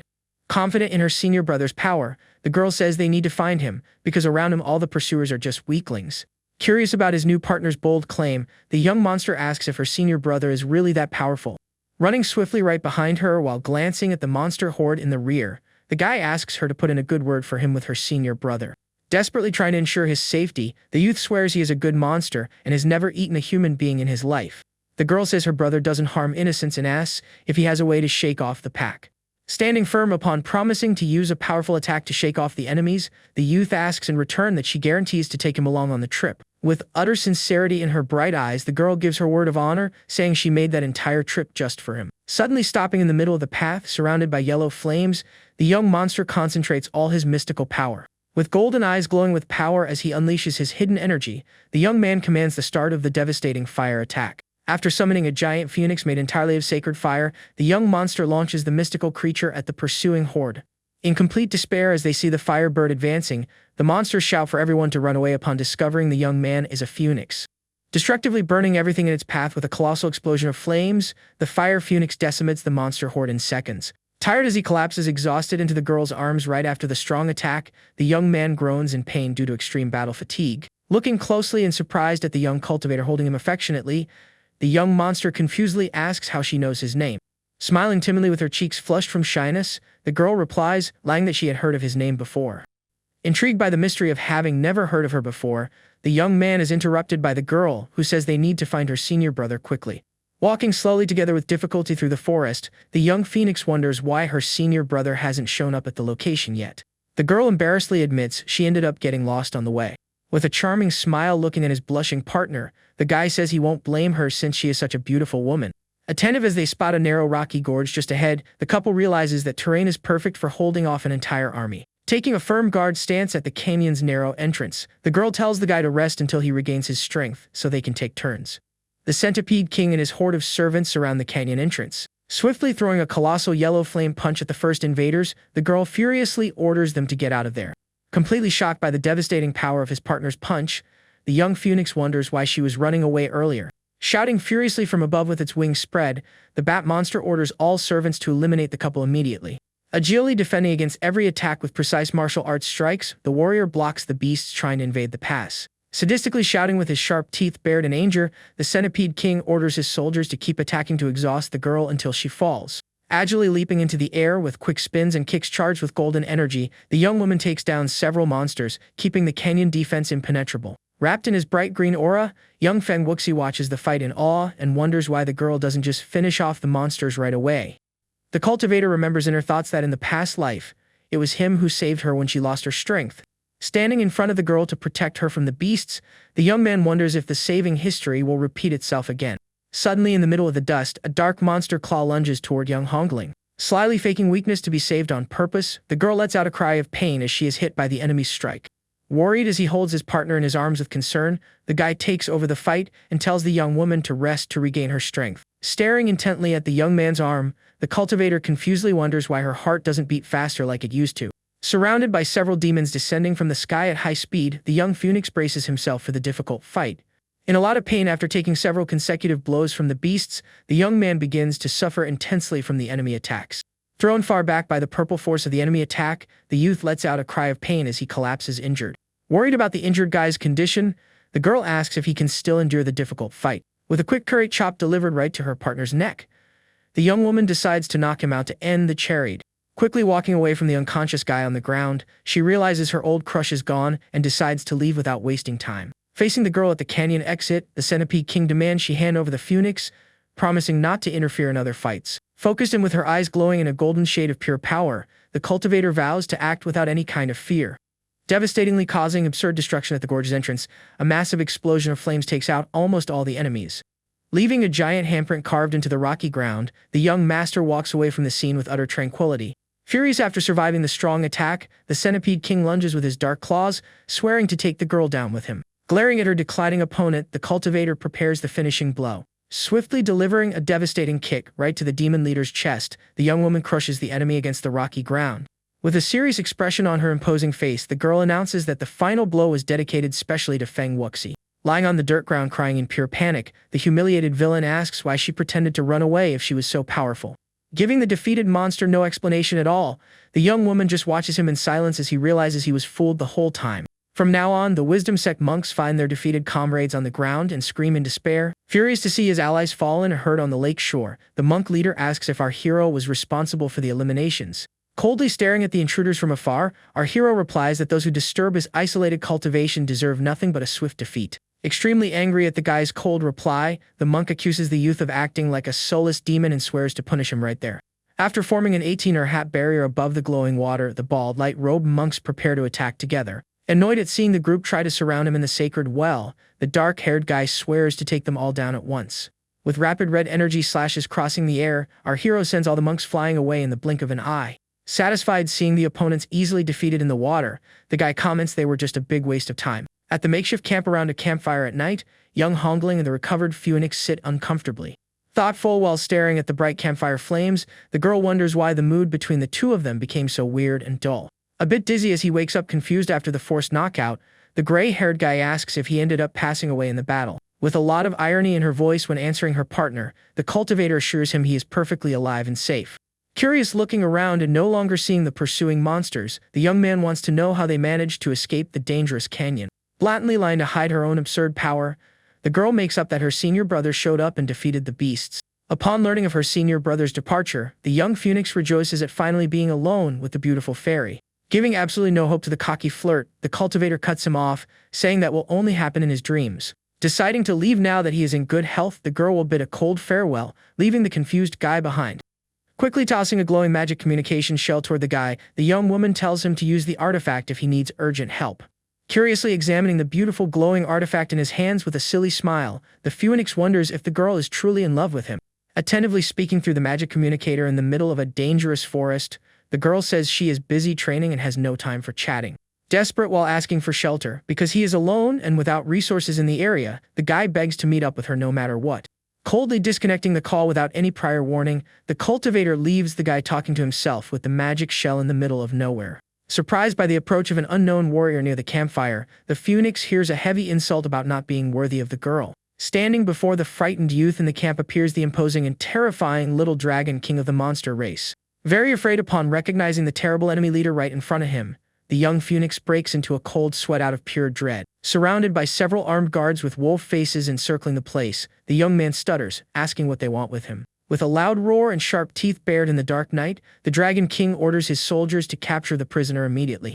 Inside a damp and dark dungeon at the monster base, the leader demands to know what the prisoner's true relationship with Hongling is. Bound by glowing magical chains of green energy to the wall, the injured guy replies with a stutter that they are just good friends. With a sadistic look while interrogating the chained victim, the Dragon King asks if the prisoner ever even touched the famous warrior. Desperately denying everything while coughing heavily in fear, the phoenix receives a violent slap to the face from the irritated leader. Extremely angry at the humiliating situation in the dark dungeon, the young man swears that all this suffering is exclusively Hongling's fault. Determined to betray his partner to save his own skin from the torture, the phoenix offers to help lure the girl into a deadly ambush. Sadistically holding the glowing magic communicator near the bruised prisoner's face, the king tells him to speak carefully on the call. Across the region under a cloudy sky, Hongling's magic shell glows, and she hears the young man say he is severely injured. Happy to see the girl answered the fake distress call, the traitor begs her to come meet him at the Flying Thunder Mountain. With terrifying purple lightning cutting through the dark clouds at the peak, the Flying Thunder Mountain awaits the young warrior's arrival. Tied up with red ropes on top of a bed, young Hongling lowers her head with an expression of total suffering. With the shell communicator dropped on the bedroom floor, our hero's cold voice announces that Feng Wuxi has just perished.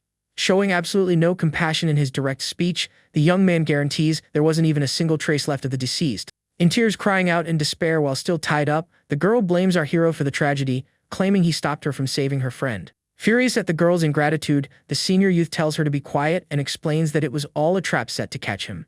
With an accusing look even in the face of the warnings, the young woman insists the senior brother just wanted to possess her, and that's why he let his rival perish on purpose.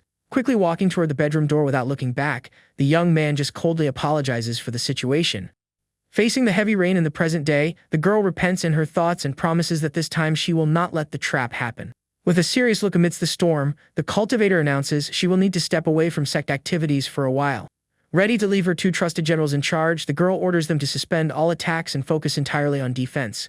Displeased by the sudden retreat order, the giant bronze-skinned warrior questions why they are stopping if humanity has the advantage. Focused on the group's real strengthening, the young woman explains they need to focus on refining precious materials to raise their level. Taking decisive steps as she walks away under the cold rain, the girl warns that attacking without a solid foundation is a fatal mistake that will cost everything. Standing firm as she shows yellow flames at her fingertips, she dismisses the giant's company, saying she isn't looking for fights. Speeding off into the foggy horizon, the girl gives one last piece of advice, telling them to seek our hero's help if everything goes wrong. Completely perplexed by the leader's strong statement, the braided giant wonders if her senior brother really is that strong. Meanwhile, at the sacred spiritual well, the system's electronic voice cheerfully chimes in, announcing the start of a great dramatic spectacle. Without breaking his focus from his daily cultivation, the black-haired guy tells the virtual shell to watch it all by itself if it wants. The magic screen says watching alone is too boring and insists he follow the broadcast.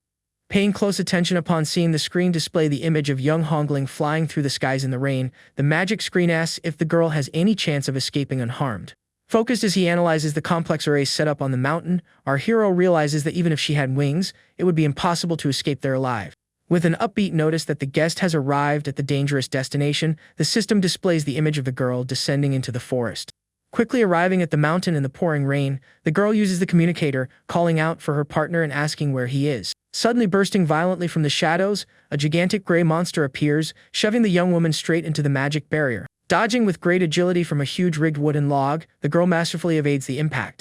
Unleashing her mountain-crushing seal technique, the cultivator knocks out one of the servants with a heavy punch. Suddenly trapped by giant magic circles appearing in the air, she gets scared by the activation of the 3 forbidden arrays. After forming an 18-hour hat barrier above the glowing water, the bald, light-robed monks prepare to attack together.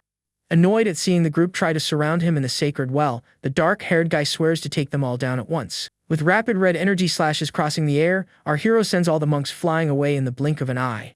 Satisfied seeing the opponents easily defeated in the water, the guy comments they were just a big waste of time. At the makeshift camp around a campfire at night, young Hongling and the recovered phoenix sit uncomfortably. Thoughtful while staring at the bright campfire flames, the girl wonders why the mood between the two of them became so weird and dull. During the painful memory of her past life, the dark-haired young man tried to stop her from going, warning her of the grave danger. Extremely stubborn in the argument from the past, the girl insisted the monsters knew nothing of her relationship with the phoenix. Cold in his direct orders, our hero forbade her from leaving, causing the girl to threaten to end it all right there in front of him. With a precise blow delivered to the back of her neck to knock her out cold, the senior guy made the hardest decision of his life. Saddened as he sighed in pain with the girl in his arms, our hero decided to go in her place to face the point of no return danger. Carefully leaving the girl lying safely on the bedroom bed, the young man sacrificed himself to save the cursed traitor in the underground tomb. Back to the present at the edge of the gorge, the little dragon king mockingly asks if the young woman wants to see her beloved phoenix. With a sadistic smile when ordering the guards, the leader commands them to bring the injured prisoner out in front of everyone. Brutally thrown to his knees on the stone floor, young Feng Wuxi appears all bruised and covered in scars. Shocked to see her partner's deplorable state in the middle of the array, the girl asks how he ended up getting beaten like that. Violently pulling the prisoner's gray hair, the Dragon King warns her not to twist things in the conversation. Bluntly revealing the betrayal in a raw manner, the monster leader says he hit the prisoner because he feels disgusted by someone who offers to betray their own friends. With her heart completely shattered upon hearing the terrible truth, the girl asks in shock if the betrayal is real. The Dragon King claims that even monsters have a minimum of honor in battle. Furiously shouting in hatred from the ground at the girl, the phoenix blames her for all the suffering, complaining that she was strong and didn't protect him. Unable to believe the filthy character of the boy she loved, the cultivator whispers his name, horrified by the scene. Angry as he curses the young woman, calling her a shameless wretch with his eyes wide in hatred, the phoenix reveals all his moral decay in front of everyone. The girl asks the Dragon King to leave the phoenix for her to eliminate herself. Firm as she focuses all her golden spiritual energy around her body, the young woman challenges all the monsters to come at her all at once. Attentively watching the broadcast from afar at the sacred well, our hero notes that the constant battles are accelerating the girl's evolution. The system asks how he manages to make cultivation assessments amidst so much drama. Our hero explains she hasn't broken down in despair yet because she hasn't reached absolute pain. Focused as he elevates his spiritual strength with a large splash of sacred water, the young man celebrates his advancement to the 9th level of the nascent soul realm. Panting due to extreme battle fatigue at the top of the mountain, the young warrior fights bravely to stay on her feet. Agilely unleashing her Oblivion Seal technique against the invaders, the girl blasts away another horde of demon wolves. Worried while observing the combat from the top of the cliff, the Dragon King realizes the human girl cannot be allowed to survive and evolve. Determined to end the girl's journey no matter what, the villain warns that the monster clan will face ruin if she escapes from there. The little Dragon King orders his henchmen to intensify their attacks against the girl. With a deafening thunderclap, a massive storm of purple lightning crashes right down on young Hongling. Fallen to her knees with her body all burned and wounded, the cultivator tries to withstand the terrible electrical discharge. Facing the bat demon descending from the sky screaming for her defeat, the girl defends herself using the divine light seal. Panting to the extreme effort of the relentless fight, the young woman tries to catch her breath while the beasts doubt her resilience. With her face covered in scrapes and deep wounds, the girl takes a deep breath and asks who will be the next to face her. Up on top of the rock with his halberd in hand, the Centipede King announces that it's their turn to attack together. With a frightened look seeing the sky darken even more, the young woman realizes a new storm of purple lightning is forming. Sad feeling the full weight of exhaustion and pain in her bruised body, the girl wonders how her senior brother managed to escape that in the past. During the painful memory of her past life, our hero appeared covered in wounds and injuries, kneeling on the ground after fighting everyone. The senior youth would affectionately say that he had returned safely to save her. From one moment to the next in the terrible present combat, a gigantic and destructive blue lightning bolt strikes the ground with full force. Violently thrown backward by the thunder's impact, the girl lets out a loud groan of deep pain. The cultivator mentally laments knowing that her senior brother sacrificed himself even knowing the danger. Fiercely charging forward with a gigantic fist charged with pure destructive energy, the Centipede King unleashes a finishing blow. Smashed against the stone wall due to the colossal impact, the young woman screams in pain as she feels her bones cracking. With a loud and mocking laugh upon seeing his rival completely defeated, the demon leader celebrates the easy victory. The bat demon celebrates saying the greatest human prodigy will meet her end at his hands. Facing imminent defeat with the sword almost touching her skin, the girl keeps her gaze firm and fearless. The young woman disdainfully asks if the monster thinks he is worthy of finishing her off. Swiftly unleashing her powerful star-breaking seal with fury, the cultivator hits the enemy, sending him flying in an explosion of light. Furious seeing his henchman defeated, the Centipede King roars loudly and fires a massive blast of fire from his mouth. Engulfed by the destructive yellow flames covering the entire area, the girl lets out a scream of extreme pain as she is burned. Fallen on the ground without strength and breathing with great difficulty, the cultivator hears the enemy's mockery about human foolishness. Approaching the defenseless victim, the Centipede King warns he will send her to the next world once and for all. Mercilessly lifting the girl by the neck with extreme cruelty, the villain tells her not to believe in love in her next reincarnation. Even coughing heavily and on the brink of defeat, the young woman bites her lips and warns that this decision does not belong to the monster. Surprised at being stopped by a mysterious force holding his arm, the villain notices the arrival of a new pink-haired opponent. With an extremely powerful punch thrown by surprise, the newcomer violently sends the Centipede King flying far away. On her knees on the ground with her wounds hurting endlessly, Hongling cries in regret as she remembers her senior brother's sacrifice. With a shattered heart from the weight of the truth, the girl apologizes to our hero for never giving him the chance to explain himself in the past. Confused upon seeing the prisoner crying profusely, the monster servants wonder if she is crying over Fang Wuxi's demise. Focused while watching everything through the system's magic screen, our hero coldly asserts that the girl has absolutely no chance of making it out. Surprised to spot the silhouette of the fire phoenix flying high in the sky, the black-haired guy realizes that creature didn't exist in the past. Turning a deaf ear to the crying and suffering of the defenseless girl, the monster horde charges full force to finish her off. Agilely blocking the enemy's attack by surprise, the legendary red phoenix descends from the sky, generating a protective fire barrier. Relentlessly burning the enemies with its blasts of sacred fire, the mystical bird pushes back the monsters who run desperately trying to dodge. Standing before Hongling with her beautiful red wings exposed, the pink-haired fairy says she wasn't going to interfere, but found her crying way too ugly. Furious at his ally's unexpected betrayal, the little dragon king accuses the fairy of betraying the very monster race. Upon spreading her fiery wings, the phoenix fairy warns that she will obliterate all enemies right then and there. Gently helping the young cultivator stand up with care, the fairy hands over one drop of her vital essence to keep her alive. Quickly swallowing the healing elixir in a rush, Hongling regains her strength and understands the immense sacrifice the senior brother made for her in the past. Desperate while trying to convince the fairy to hand over the human prisoner, the Dragon King warns that saving humanity's greatest prodigy will bring ruin to the beasts. Facing the gigantic golden fist of divine judgment that appears in the dark sky, the two allies prepare for their final escape. Curious looking at the injured girl by her side, the Phoenix Fairy asks if she is truly ready for the counterattack. Engulfed by an immense whirlwind of red flames and glowing wings, the two warriors ascend toward the skies. Swiftly crossing the storm of purple lightning with overwhelming force, the two take off together at high speed. With a colossal explosion of red and golden energy that clears the entire battlefield, the two escape, leaving the monsters behind.